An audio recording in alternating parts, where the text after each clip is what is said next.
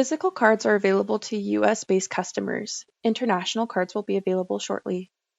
To order your CoinZoom Visa debit card, you must fund your account first. To find help on funding your account, please go see the funding account video before continuing. Once your account is funded, click on Portfolio, click on Spend Wallet, and click on the gear icon. There are two options listed to either buy Zoom or order card. The first step is to select the currency you would like to spend. Then you need to buy some Zoom if you would like to order a card. CoinZoom Exchange only accepts Zoom token for your physical Visa card purchase. So when wanting to order your Visa card, you must first trade your US dollar amount to Zoom token.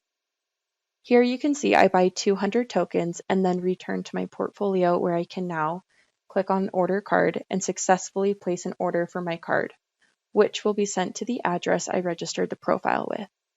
We have two shipping options, one being first class mail, which costs 200 tokens, taking up to 5 to 7 business days, and the second being express shipping, which costs 800 Zoom tokens, taking up to 3 to 4 business days. Those that qualify for a CoinZoom Black card pay no fee for the physical card.